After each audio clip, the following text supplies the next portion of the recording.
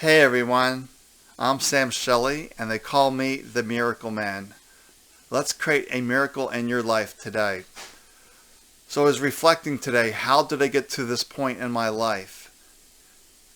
At the end of first grade, I was home and heard the familiar sound of the ice cream truck. So I begged mom for money to get ice cream, crossed the street right in front of my house, got my ice cream. Then I wanted to return home.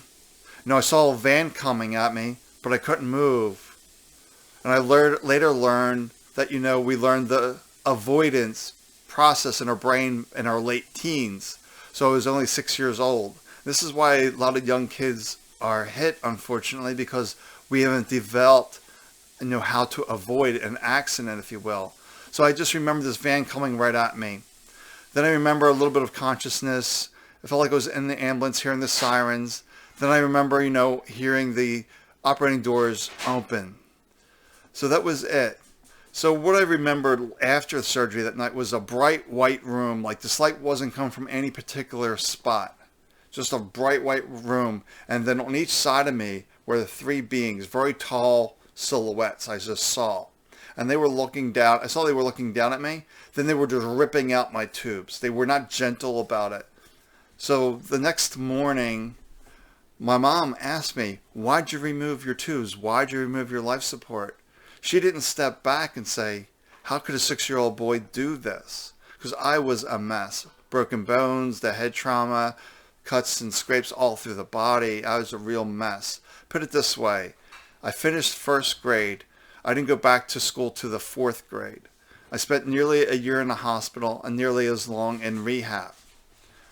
So this led to a lot of problems throughout life, especially the head trauma. They didn't really have much information about the brain and how it works and how it can cause future problems. Well, I was suicidal in my 20s. So I went to see this doctor, diagnosed me as bipolar.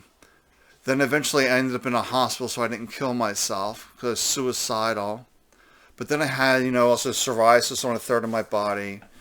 Then eventually that psoriasis got into my joints. Then I had chronic migraines. Once or twice I would end up in the ER every few months, just with these headache and issues and problems.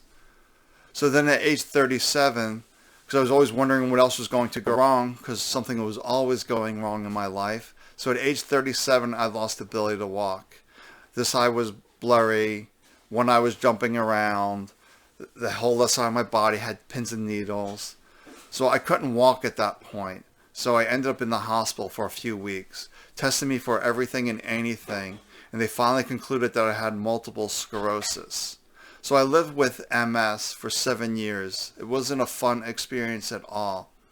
But I was determined to live a normal life. So I had this experience. I went on a ghost hunt. I didn't know what to expect. But I had some experiences in there I couldn't explain. This led me to reading some books, very slowly because my eyesight was poor. But eventually I read a book from a medium talking about meditation. And one of the benefits of meditation that really struck me was inner peace. I'm like, I need that. But there's no real steps on how to meditate in this book. There's only like a page or page and a half about meditation. Very brief. So I just said, okay, I need inner peace. Meditation gives me inner peace. So I just sat there, if you will, that night. So I didn't realize, I thought meditation means you stop thinking.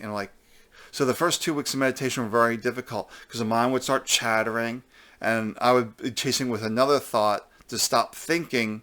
So it was a thought chasing a thought.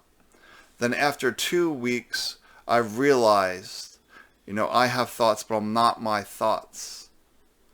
So just doing 5 minutes of meditation twice a day, realizing when the mind goes talking, chattering, I just where are my feet? Where are my hands? And coming back into this present moment. I didn't even know that I was bringing myself back into my present moment. It was my way to get out of the thought stream. So then eventually it became 5 minutes twice a day, then 10 minutes twice a day. Then one evening, about 3 months into it, I just heard a voice say, perfect spirit. I'm like, that's it. I'm a perfect spirit. It's simply the body and mind that are damaged. So then I had deep knowing that all is well. Then I just began to taper my medicines that night. I don't recommend that. But at that time, I was taking 13 medications, needed my cane, needed my cooling vest. But eventually, within 2 years, no more medicine, no cane, no cooling vest, psoriasis completely gone, clear skin, no psoriatic arthritis, and no migraines.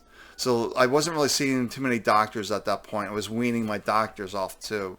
But my last doctor appointment was with my neurologist. And he examined me for 45 minutes because my last scans were clear. My blood work was better than his, according to him. The only thing he saw in my examination and questioning me was, the only thing I see is a non-specific hand tremor, and everyone has that. It wasn't until I went to a conference a few years later when I was talking to Dr. Gabor Mate about my experience, and he simply asked me more questions. Then he just came to me, he's like, oh, you stopped believing your mind. So that's really how we create miracles, when we stop believing our mind, the inner dialogue, the beliefs, the opinions, usually that we're not good enough, we're not worthy, we're not deserving, always beating ourselves up, which creates the fuel for the autoimmune diseases that I had. All this self-criticism creates autoimmune diseases. So now I help people get rid of this head trash. And basically in a session, we'll talk for maybe 15, 20 minutes, maybe a half hour if there's a lot of things to discuss. Then I simply will just drop into a meditation, lead this person through a guided meditation. That's the best way I can explain it. I get the mind quiet, I connect with their energy, and we just go on this exploration together. I'll tell them what images I'm seeing and what I'm experiencing and how we're moving through those experiences, how we're not that experienced anymore. And it's just this magical process that we go through for maybe 45 minutes. And each time going a little bit deeper if that's required. And sometimes people really shift dramatically. I remember one evening, this woman that was in one of my healing circles, the one we could do meetups in person. After the session, I had to sit with her for an extra 2 hours because she was hysterical laughing. All these stories, she just saw how they were false. They weren't true. So she just had this profound awakening that night. So I had to sit with her and make sure she was grounded in her body and could, drive herself home. For me, it was just hearing perfect spirit. For her, it was seeing all the nonsense was false. So these experiences I give with people are magical. And I record them so they can listen to them and continue to unwind their story. Because ultimately, your recipe to healing. This mind is constantly guessing, but your way. So then I reflected back, when I wrote my first book, people were asking me, what did I do? What did I do? So that came about my first book. Then I was reflecting on my first book about that experience at 6 years old. Who were these three beings around me? But ultimately, what was their message to me that I was too young to understand at that time? What I feel what they were trying to communicate was that you don't need this. You don't need outside help. You can heal yourself. And that's why I see everyone can heal themselves if they follow their own internal recipe. But this is creating confusion, noise, so it's hard to know your way. And that's how I help people find their way. Because I don't want people following me forever. I want them to find their path, their way. Then go do that. All right. Take good care of yourself, and I will talk to you tomorrow.